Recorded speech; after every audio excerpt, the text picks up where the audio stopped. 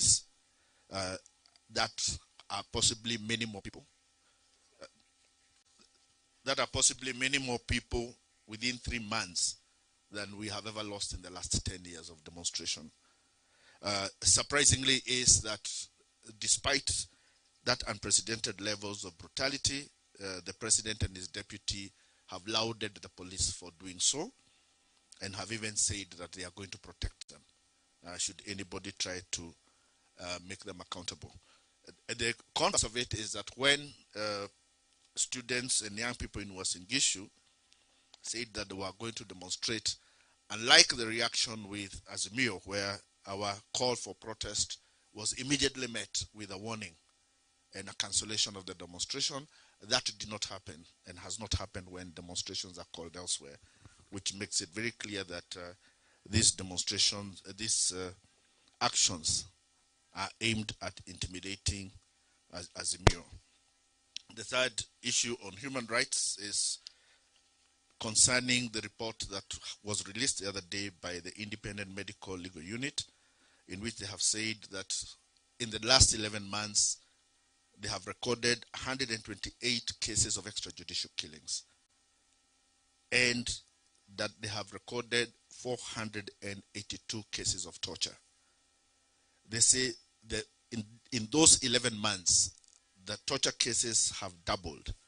And in a similar time last year, the number of torture cases were 232, which means the Kenya Kwanza regime has possibly now won the highest rate of torture cases that we have seen.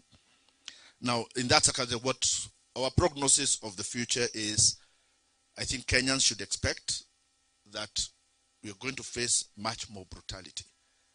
And the reason for that is from the economic picture that we've been given, and what Governor Nderito has told us is that things are going to get worse.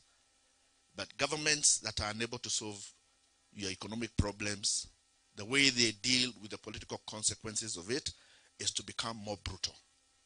So let us expect that we shall have much more intimidation, there will be much more abuse of rights, there will be increased police brutality, there will be more torture, and invariably many more people will die arising from the failures, economic failures of the Kenya Kwanza government. That is our prognosis on that matter. The second head is on undermining governance. We have seen and we started this regime with a removal of all corruption cases from the people who were close to it. And our submission of it is that there seems to be a very subtle policy of ensuring that the Kenya Kwanza government appoints corrupt individuals in all spheres of government. And if your idea of what you want to do with government is do business, then one of the things you do not want is to have anybody of integrity in a place of responsibility. Which brings us to the second issue, which is the contempt for ethics. And again, Chapter 6 provides for the ethical standards of government. And we have said that the Kenya Kwanza government has no regard to ethics and is totally contemptuous to the issues of public ethics.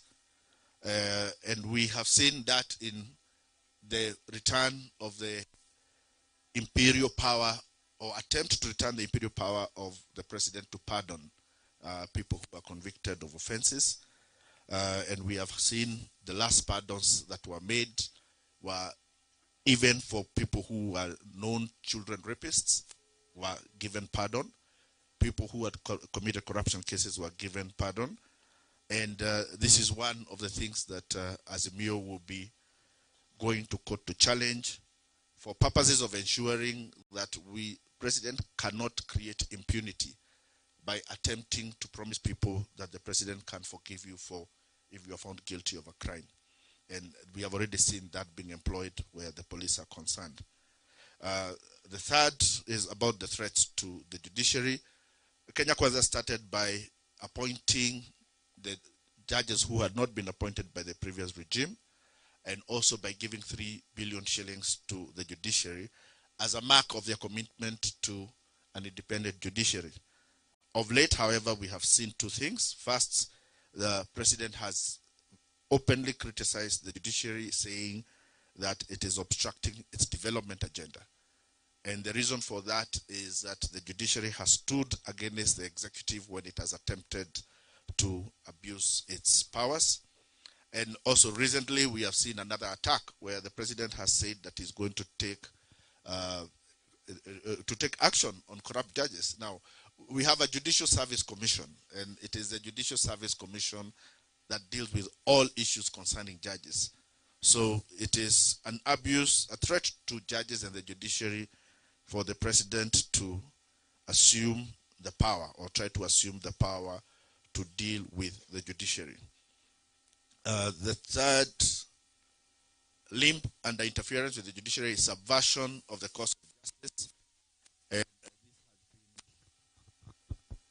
this has been because it has emanated from the threats to people who had cases of mumias, who are told that they have to withdraw their cases.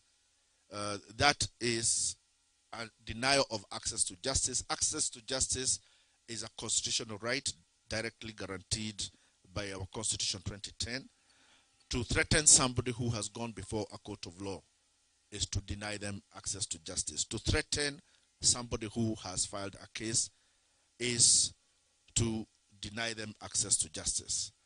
The fourth limb is undermining the, and on this one we are talking about the case of the Finance Act 2023. I will not go further into that because Azimio did file its case against the Finance Act, and we were heard earlier this week. A judgment is going to be delivered, I think, on 24th of November. So we will wait to hear what the High Court has to say about that. The other issue is abuse of environmental rights, which PS Saitoti Turome has also talked about, and I am not going to go back to that. And then there is the undermining of multi-party democracy. First, to say that the regime keeps saying that it welcomes opposition, but on the other hand, it is doing everything to ensure that there is no opposition. And it has done that by attacking Jubilee and entering into the affairs of Jubilee.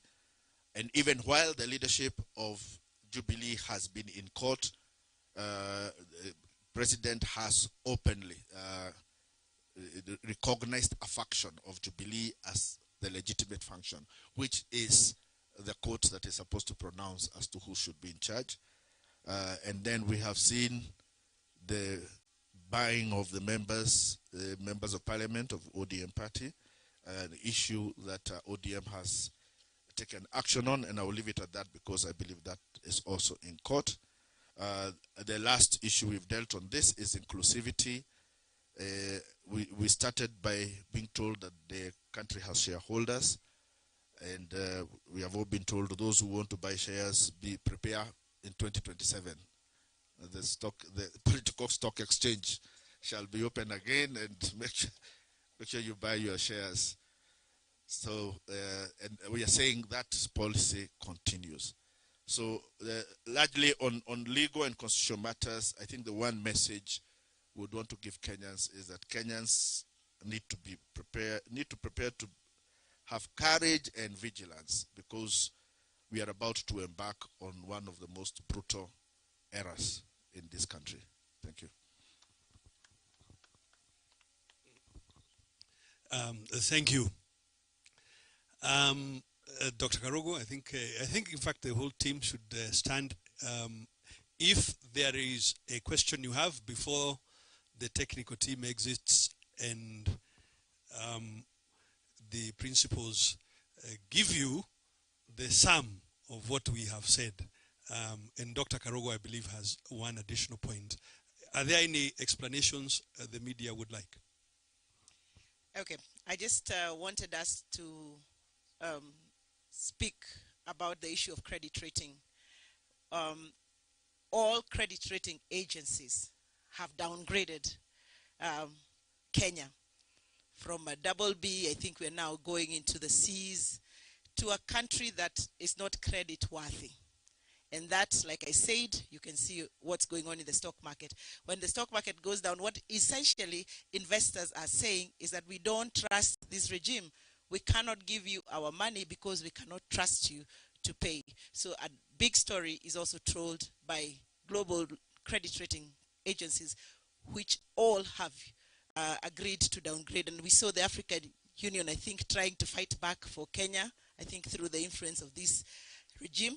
But those figures are scientific. Kenya is not credit worthy. Thank you. I also wanted to emphasize on what I talked about the cost of housing. And just as the governor presented, when we see the cost of petroleum going up, fuel, etc., they also affect the cost of construction because all the material must be transported to the site. We also know that a lot of taxes has actually been put. Like the cement, we used to buy cement last month at 680, but now it is at 720. So this increase in the cost of construction material is not only going to affect the government in achieving its housing projects, but also the private sector will also be affected. That point must be taken into account. The cost of construction material is actually skyrocketing because of the cost in transport as a result of cost in increase in fuel. I thank you. Any questions of a technical nature? Policy questions the principals would deal with. Well, excellent. Thank you very much indeed. Thank you very much indeed. So, a difficult, dismal, disastrous year. Take your pick. May I now return it to His Excellency Right Honorable Raila Odinga to give you the summary of what we have spoken about. I'll stand here.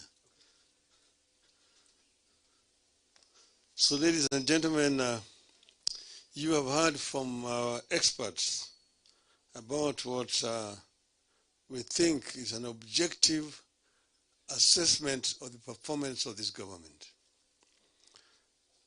We did not want to be biased, and that's why we deployed experts. What they have produced to you here is a result of extensive research which has been done by some of our people. Some of them are in the universities who have taken time to come up with this analysis. Lakini nataka niseme machache kwa lugha ambayo wengine wanasikia. Sisi kama Azimio tuliamua ya kwamba tutaangalia vile jamaa wanafanya kazi na baadaye sisi tutatoa maoni ambayo ni maoni ya kikweli kabisa. Umeona jamaa wakikimbia mara kwa mara kutoka eneo hii na eneo hii wakitoa ahadi. Na ahadi ni nini? Kuna ahadi ambayo walitoa wakati walikuwa wanafanya kampeni. Kuna lugha walikuwa wanatumia wakati ile ambao wanafanya kampeni.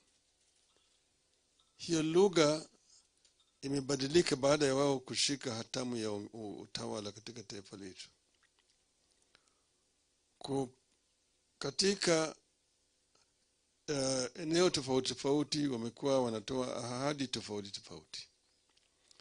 Lakini tunaweza kusema kwa jumla ati yale ambayo wamejaribu kufanya haijafika kile kiwango ambayo wananchi walikuwa wanatarajia. Kwa upande ya kilimo wamenguruma mara mingi hapa na pale.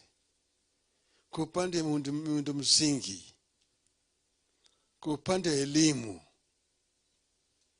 kwa upande ya nishati au kawi, na kwa upande ya huduma kwa vijana kwa jumla, kwa upande ya ajira kwa vijana. Kilimo vile imesemekana hapo, mvua imenyesha, na kwa hivyo kwa upande ya chakula gharama yani bei ya bidhaa kama mboga na kadhalika imerudi chini. Kwa upande ya miundo msingi, kwa upande ya barabara na kadhalika, wamekuwa wakizindua zile barabara ambazo zilitengenezwa na serikali iliyopita. Wamekuwa wanakimbia pande hii kuzindua miradi ya maji. Gharama ambayo wanatumia kwenda kuzindua hiyo miradi ya maji hata inashinda pesa ambayo imetumika kutengeneza hiyo miradi. Kwa upande ya vijana, ajira bado imekosekana, na vijana wanahangaishwa hapa na pale.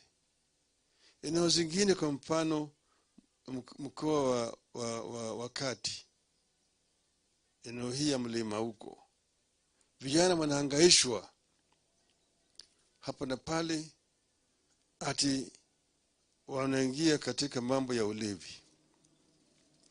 Vijana wanashikwa, wanapigwa, wanawekwa ndani. Ikifika saa 12 usiku ni kama wamerudisha ile hali ya hatari ya mkoloni. Na sisi tunasema hakuna kijana yeyote ambaye angependa kuingia kwa mambo ya ulevi bure. Vijana wanaingia kwa mambo ya ulevi kwa sababu ya ukosefu ya kazi, ukosefu ya ajira. Sasa wewe unaadhibu mtu na hujampatia namna. Pande mbele kulikuwa na mpango tulifanya wakati tulikuwa na Kibaki. Hata Rais Uhuru alijaribu kuleta ile kazi mtaani. Tulikuwa tunaweza kazi kwa vijana. Kama ungeweza kupatia vijana ajira, vijana hawezi kushughulikia mambo hii ya ulevi na kadhalika. Lakini vijana wanahangaishwa kwa sababu ya ukosefu ya kazi. Kwa mambo mengine ni mambo ya ugatuzi. Ugatuzi tulileta ile huduma ije karibu na wananchi. Na katiba yenyewe imetenganisha zile mambo ambayo yanatakikana yatekelezwe na serikali ya ugatuzi. Lakini hii serikali ya Kenya Kwanza au Kenya Kwisha imeingilia mambo ambayo yanatakikana ifanyike na serikali ya ugatuzi. Unaona, kwa upande ya kilimo wameingia sasa, wao ndio wananunua mbolea, wanagawanya kwa serikali ya county. Lakini kilimo ni moja ya ile sekta ambayo imegatuliwa. Wameingia kwa upande ya hiyo ya kununua mbolea na kuleta kwa sababu ya mambo ya ufisadi. Upande ya ujenzi ya manyumba, hiyo vile vile imegatuliwa. Lakini sasa wanataka wao ni wanakuja wanajenga manyumba alafu wanapatia serikali ya counties. Kwa upande ya masoko, wanataka wao ndio wajenge masoko ndio wapatie serikali ya counties. Kwa upande hii ya industrial parks na kadhalika. Kwa upande ya mabarabara, yote wameingia, na hii yote ni kwa sababu ya mambo ya ufisadi. Ndio unaona hapo tuko na shida, vile vile hapo tumewakosoa. Kwa upande ya utawala kwa jumla, Bwana Mwangi ameongea juu ya mambo ya state capture ya institutions. Mliona juzi mfanyabiashara mmoja anatishwa, anaambiwa ati mambo ni matatu: uhame utoke Kenya, pili ni kuweke jela, au tatu ni kupeleke mbinguni. Haya yote ni matamshi ambaye mtu ambaye anajiita rais hawezi kutumia. kutisha wananchi. Na vile vile tuma mahakama sasa zimeshikwa mateke. Unaona vile jamaa anamwambia mheshimiwa Okia Omtata ambaye alikuwa amepeleka kesi mahakamani, ati unaharibu wakati yako. Mimi ni rais, huwezi kunishinda. Nitakushinda hata kule kwa mahakama. Kwa hivyo tayari yeye amejua matokeo ya hiyo kesi ambayo bado iko mbele ya mahakama. Bunge vile vile imetekwa nyara. Bunge imetekwa nyara wakati huu. Ameingilia hata kwa upinzani, vyama vya Azimio kama vile Jubilee. Wamechukua wabunge wengi pande ile, wanataka kuchukua Jubilee sasa iwe atini moja ya vyama ya Kenya Kwanza. Wanaingia vile vile kwa wabunge wa ODM. Wanaona vile wanavyoongea, vile wanavyosifu serikali, watafanya pamoja na serikali, na wao wanasema wao ni wanachama wa ODM. Haya yote ni kuhakikisha kwamba hakuna upinzani katika bunge, kumaliza vyama vya upinzani ili Kenya irudi katika utawala ya chama kimoja ya mama na baba. Kwa upande mwingine, umeona vile gharama ya maisha imepanda. Na juzi wameongeza tena bei ya mafuta ambayo itasababisha kuongezeko ya bei ya bidhaa na gharama ya maisha katika taifa letu. Jana tumeona kama ile shirika yani waajiri, Federation of Kenya Employers, ndio naongea wakilia kwa niaba ya wafanyikazi. Chama ambaye imewekwa pale nitakana ikuwa inatetea wafanyikazi, ambaye ni KOTU, imenyamaza kimya. Hatujasikia sauti ya KOTU hata kidogo. Bwana Atuli hayuko mapale yote. Shenzi sana. Hii ndio wakati ambaye ingekuwa KOTU wangekuwa kwenye mstari wa mbele, ikiongea ikitetea wafanyikazi, gharama ya maisha ikipanda. Lakini sasa yule shirika ambaye ni waajiri ndio inaongea, inalia kwa niaba ya wafanyikazi. Kuna kitu mbaya zaidi ambayo imefanyika hapa. Hiyo vile vile ni state capture. KOTU imeingia katika mfuko ya serikali. Sasa kati nyingine sisi tulisema ati punda imechoka. Tulisema punda imechoka. Leo tunasema punda imeanguka. Mzigo umekuwa kubwa zaidi, sasa punda imeanguka chini. Wakati itafika, hivi karibu inakuja, tutaongea na wananchi. Lakini vile mnavyojua tumekuwa tukisanya masahihi kutoka kwa Wakenya. Mahii tumesanya imeshafika milioni 10 na zaidi. Sasa imetosha gari. Na tunajua yale kile ambayo tutafanya na hiyo sahihi. Mara hii haitakuwa sisi tunaambia wananchi warudi kwa barabara. Hapana. Wananchi wakirudi watarudi kwa mambo mengine tofauti kabisa. Sitaki kusema wakati huu, maana nitakuwa mimi nimetoa maneno mapema. Lakini wakati huu watu wetu wanasongea na wale watu pande ile nyingine. Lakini na wa Kenya kwa kimombo wanaweza kusema watch this space. Asanteni sana. Mwisho kabisa sasa, this assessment has been done and we have done the rating on the basis of the information you have received here, our scorecard for this regime is 30%. That is D minus. Asanteni sana. Do you understand anything? Asanteni sana.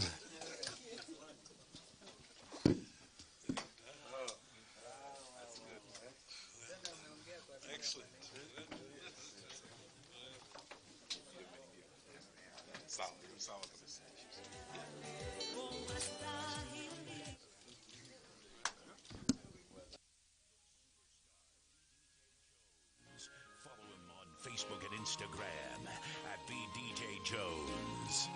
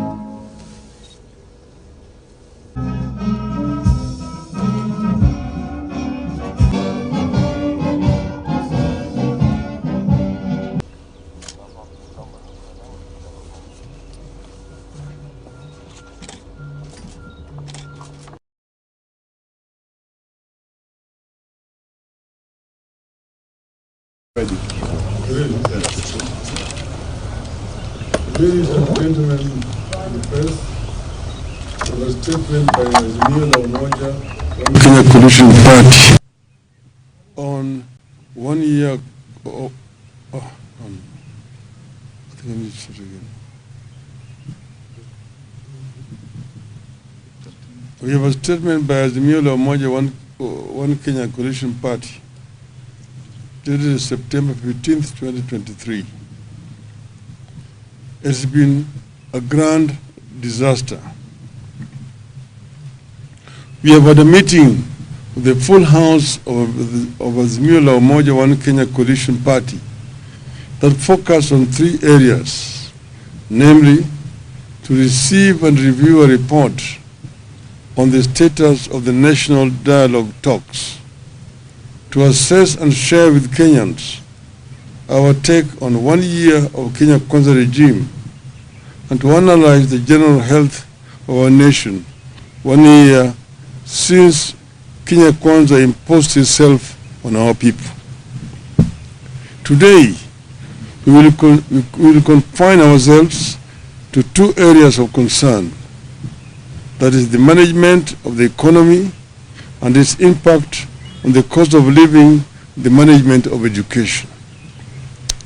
In the past 1 year, that is September 2022 to September 2023, Kenyans have been treated to loud claims and boasts on how great we are doing as a nation.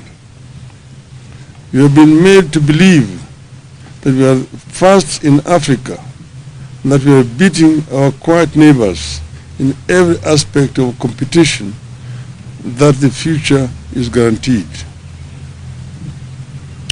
As the sun set on the first year of Kenya Kwanza, it is clear that no amount of oratory or extravagant claims can hide the harsh fact that we have had an extremely disastrous and difficult one year, and there is no reason whatsoever for Kenyans to believe that the next 1 year will be better. Ghanaian economist and opposition leader Dr. Mamadou Bawumia told his country, and we quote, The lesson from history is that you cannot manage the economy with propaganda.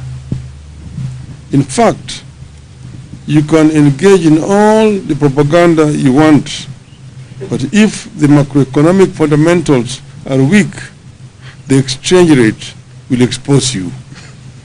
Unquote. We can add that the cost of goods and the cost of living will expose you.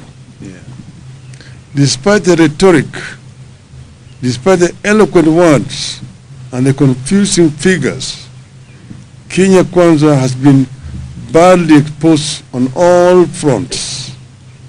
As we begin the second year of Kenya Kwanza regime, it is clear we are in a reckless race to the bottom. At midnight, the cost of diesel went up by 21 Kenya shillings. Paraffin exposed Kenya Kwanza when its price went up by 33 shillings. Petrol exposed Kenya Kwanza after rising by 16 shillings higher. You cannot manage economy via propaganda. 1 year, all indicators point to the fact that life is deteriorating, not improving. The cost of every item that is basic to life has gone up. In the last 1 year, the following have happened. 1. The price of 1 kilogram of sugar has gone up by 61%. 2. The price of 1 kilogram of loose maize flour, has gone up by 9.6%. 3. Rent for a single room rose by 2.8%. 4. The price of 2 kilograms fortified unga has gone up by 8.1%. 5. 50 kilowatts electricity has gone up by 68.7%. 6. 200 kilowatt electricity has gone up by 48.8%. 7. 1 liter of kerosene has risen by 31.1%. 8. A liter of diesel has risen by 28%. 9. A liter of petrol went up by 22.1%. 10. Wine and spirits went up by 9%. We hasten to add that these price rises were before the development of last night.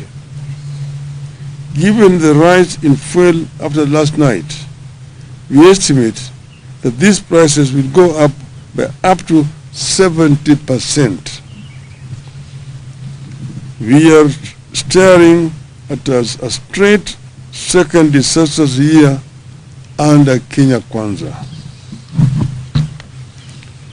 In 1 year under Kenya Kwanza, our currency, that the Kenya shilling, the once mighty currency in the region, has received severe beating. The shilling has lost a quarter of its value against the US dollar in 1 year. The shilling lost 20% of its value against the Tanzanian and Ugandan shillings. In August 2022, the shilling was trading at 120 for 1 US dollar. A year later, the shilling is trading at 150 against the US dollar. And if you go to the banks, they sell it to you at 154. The fall of the shilling comes with a great price that includes escalated costs of imports, including food. It puts tremendous pressure on parents seeking to take their children abroad or those who want to seek treatment outside the country. The free fall of the shilling is therefore a grand betrayal of the people of Kenya by the Kenya Kwanza regime. Given the state of economy and the prices they made during the campaign and the promises they made during the campaigns, Kenyans would have expected that Kenya Kwanza would cut down expenditure and borrowing. The regime did the complete opposite. Kenya Kwanza increased spending by 400 billion shillings, spending money it does not have and raising it by extorting more taxes from the suffering Kenyans. The taxes rose at a time the overall economy has been contracting. In the second quarter of 2022, which is the first era of Kenya Kwanza regime leading into 2023, the economy grew by only 5.2%. In a similar period in 2021, it grew by 11%. The regime resorted to more borrowing, ignoring the warnings that we are in debt distress and at the risk of debt default.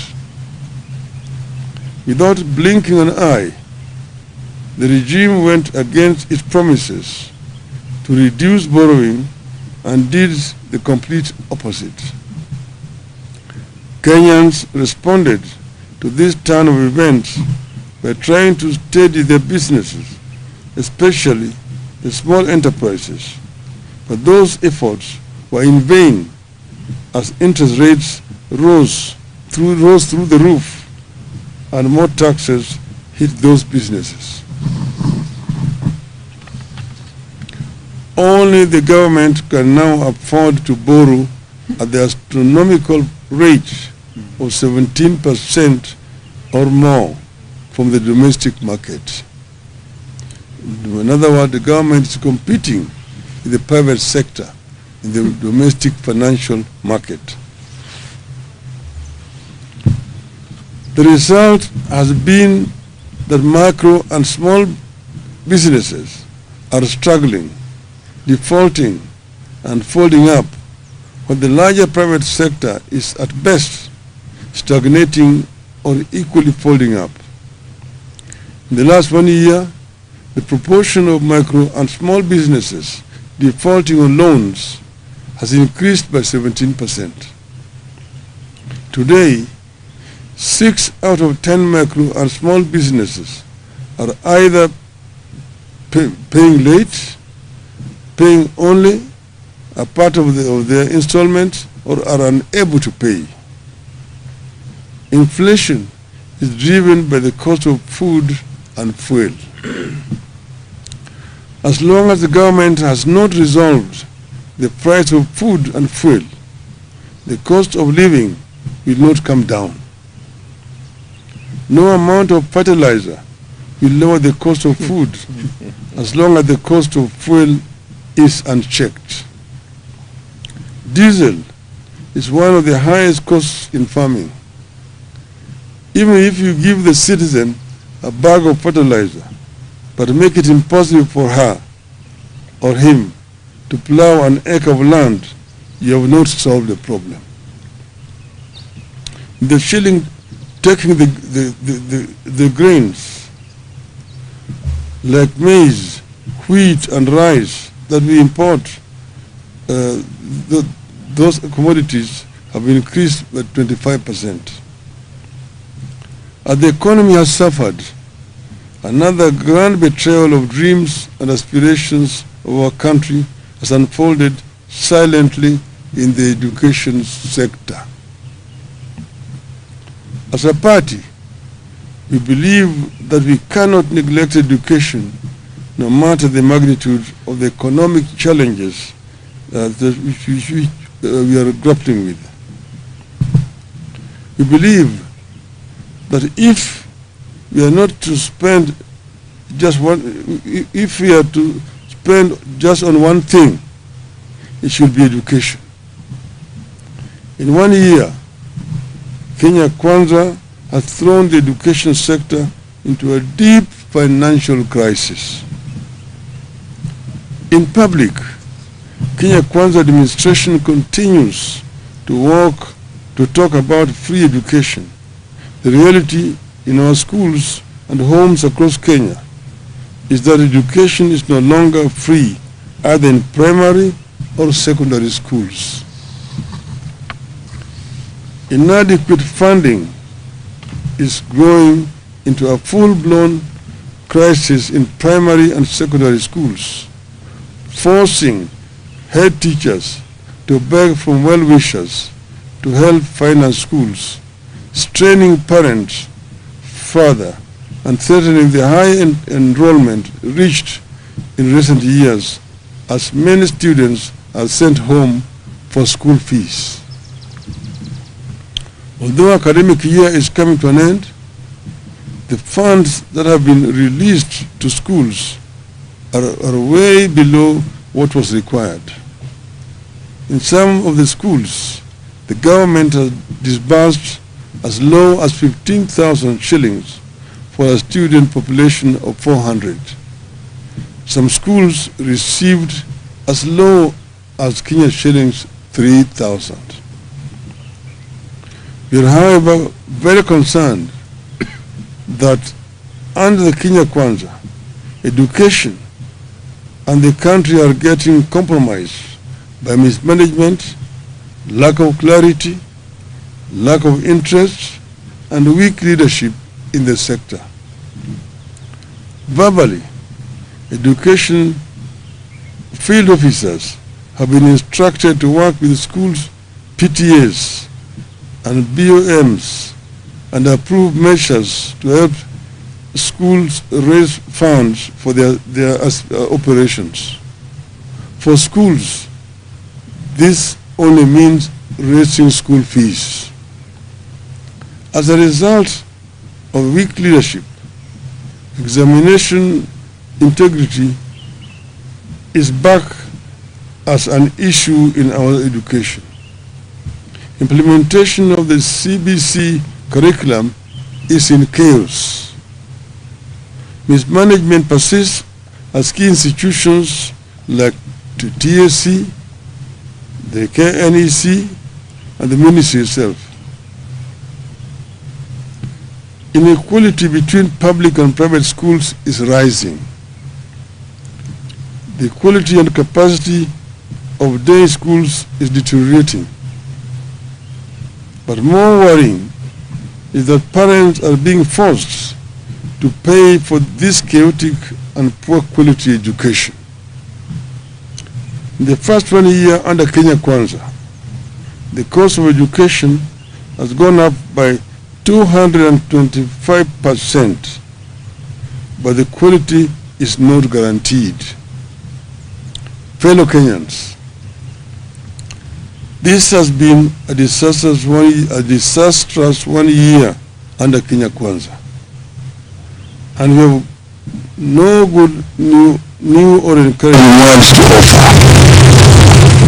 There are strong indications that the things will get worse or remain the same. We, however, refuse to ask you to tighten your belts. You have done enough. The ball is squarely in the court of the regime.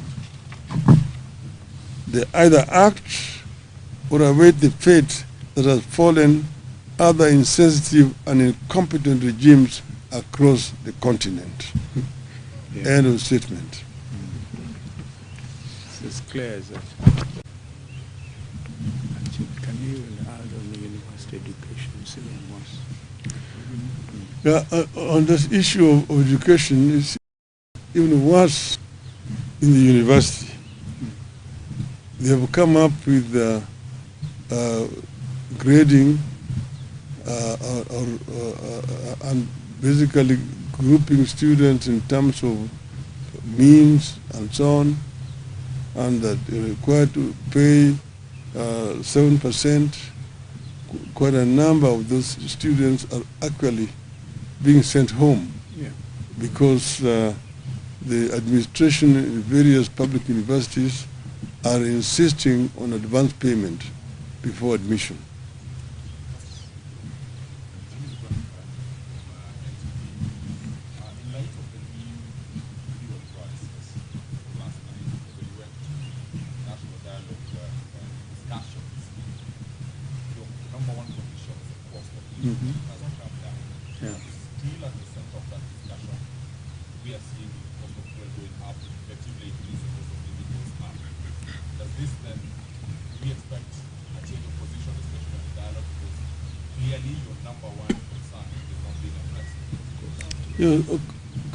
Of course, that is very true. And as you know, we are going to be giving you another statement tomorrow on the issue of the dialogue, which is ongoing. But of course, our number one agenda was the cost of living. It is still there. Of course, the other side has been making statements that they don't want it to be discussed. But we have insisted that it must be agenda item number one in the talks. And the other one is the issue of electoral justice, which is very central to our coalition. And that must also be on the agenda. So there will be a statement coming again tomorrow. But I also want you to know that we will tomorrow be also giving our own assessment of the overall performance of Kenya Kwanza government this 1 year, our scorecard. That will be coming up tomorrow. Ladies and gentlemen of the media, I think let's wait for tomorrow. There'll be another statement. Okay. Yes, ma'am. The government says the reason for the increase in fuel is global, global surge in oil prices. But a few months ago, the Kenya Kwanza government signed a deal with Gulf countries for oil importation, and they said this deal would reduce the demand on the dollar, which means then the shilling would come down and also reduce the price of fuel as well. What does the opposition make of this promise that was made by Kenya Kwanza? I mean, and as far as you're concerned, that is really the cause of the problem you're having. When they interfered with the OTS, and I'm talking to you as somebody who has been a minister for energy in my other early incarnations.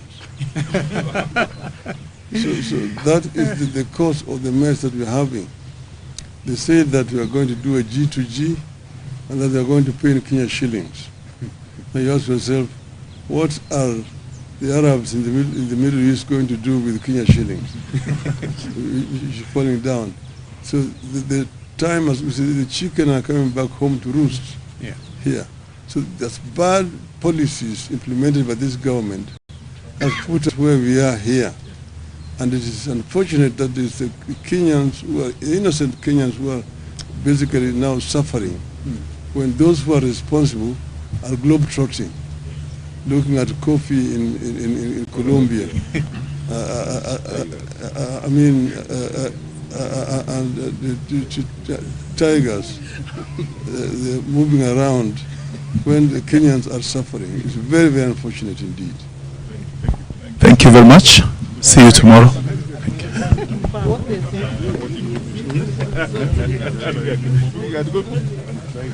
Thank you.